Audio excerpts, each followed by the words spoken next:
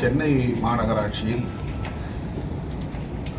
5 மற்றும் 6 ஆகிய இரு மண்டலங்களை சார்ந்த தூய்மை பணியாளர்கள் கடந்த ஆகஸ்ட் 1ஆம் தேதி முதல் பணி நிரந்தரம் கோரி போராட்டத்தை தொடங்கினார்கள். தனியாருக்கு ஒப்படைக்கக்கூடாது என்றும் கோரிக்கை எழுப்பினார்கள். இந்த தகவல் கிடைத்ததும் விடுதலை சிறுத்தைகள் கட்சியின் சார்பில் சட்டமன்ற உறுப்பினர் சிந்தனை செல்வன் அவர்களை நேரிலே சந்தித்து அவர்களின் குறைகள் அனைத்தையும் கேட்டறிந்ததோடு முதல்வருடைய கவனத்திற்கு இதை எடுத்துச் செல்வோம் என்று உறுதியளித்தார்.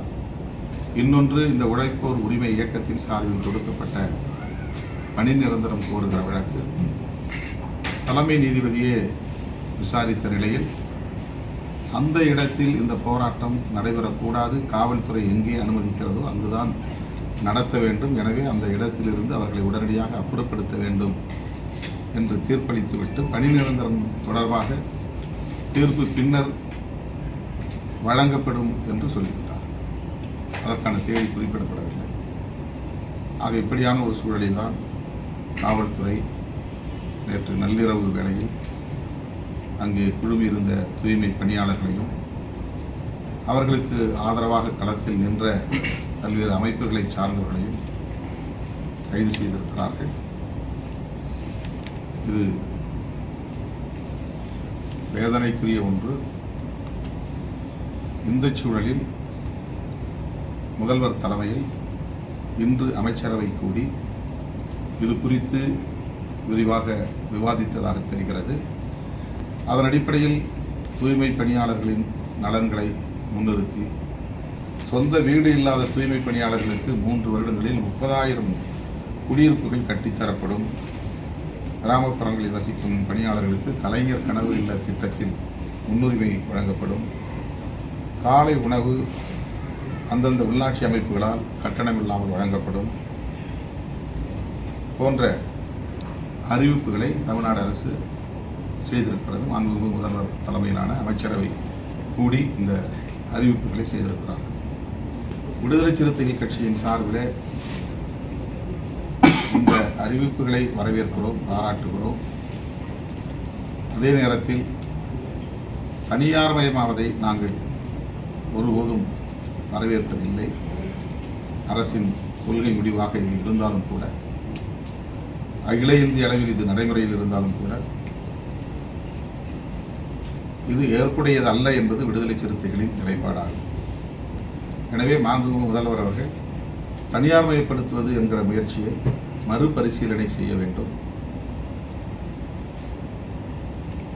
NULM என்ற அந்த scheme, national urban livelihood scheme mission, livelihood mission என்கிற இந்த திட்டத்தின் கீழே அவர்களை பணியாற்ற அனுமதிக்க வேண்டும். இந்த நிலைப்பாட்டை மறுபரிசீலனை செய்ய வேண்டும் என்று கேட்டுக்கொள்கிறோம். தூய்மை பணியாளர்களுக்கு ஆதரவாக போராடியவர்கள் மீது, குறிப்பாக பாரதி உள்ளிட்ட தோழர்கள் மீது கொடுக்கப்பட்ட வழக்குகளையும் திரும்ப பெற்று அவர்களை விடுதலை செய்ய வேண்டும் என்று விடுதலை சிறுத்தைகள் கட்சியின் சார்பில் வேண்டுகோள் விடுக்கிறோம். ஒட்டுமொத்தத்தில் தனியார் மயப்படுத்துதலை கைவிட வேண்டும்.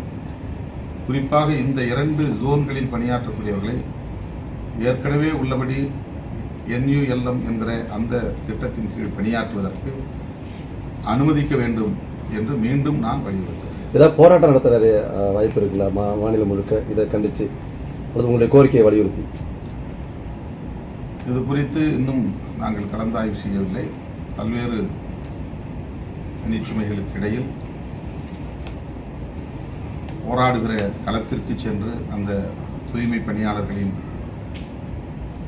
உணர்வுகளை மதித்து அவர்களின் கோரிக்கைகளை முதலமைச்சரின் கவனத்திற்கு நாங்கள் எடுத்து சென்றிருக்கிறோம். ஆளுநர் அவர்கள் ஆகஸ்ட் 15 சுதந்திர தினத்துக்கு எல்லோருக்கும் அனுப்புகிற மாதிரி ரொட்டீனாக எங்களுக்கும் அனுப்பிச்சிருக்காரு. நாங்களும் அதே மாதிரி ரொட்டீனாக அதை கலந்துக்கிறதுலன்னு முடிவு பண்ணியிருக்கிறோம். ஆளுநர் தமிழர்களையும் தமிழ்நாட்டு மக்களின் மரபுகளையும் மதிக்க வேண்டும். அவர் அவ்வாறு மதிக்காமல் கொச்சைப்படுத்துவது, திரித்து பேசுவது, திருக்குறளையும் திருவள்ளுவரையும் கூட அவருடைய கொள்கைகளுக்கு எதிராக அடையாளப்படுத்துவது போன்ற பணிகளை தொடர்ந்து அவர் செய்து வருகிறார். இந்த நிலையிலே அரசியல் கட்சிகளின் தலைவர்களுக்கு தேநீர் விருந்துக்கு அழைப்பது முரணாக இருக்கிறது. எனவே நாங்கள் தொடர்ந்து அவருடைய அழைப்பை புறக்கணித்திருக்கிறோம். இந்த முறையும் இந்த அழைப்பை நாங்கள் புறக்கணிக்கிறோம். இது அவரை அவமதிக்கும் நோக்கில் செய்யவில்லை. அவர் எங்கள் உணர்வுகளை புரிந்து கொள்ள வேண்டும் என்பதற்காக இந்த புறக்கணிப்பை நாங்கள் மேற்கொண்டிருக்கிறோம். என்னுடைய சின்னம்மா அவர்கள் மிகவும் கவலைக்கிடமான நிலையில்தான் மருத்துவமனையிலே, தனியார் மருத்துவமனையிலே இருக்கிறார். போராடி கொண்டிருக்கிறோம். அவர் 78 வயது என்றாலும் கூட இன்னும் வாழ வேண்டும் என்கிற ஒரு போராட்டமாக அது நடந்து கொண்டிருக்கிறது. கோமா நிலையிலிருந்து இன்னும் அவர் மீளவில்லை, சுயநிலையில் திரும்பவில்லை.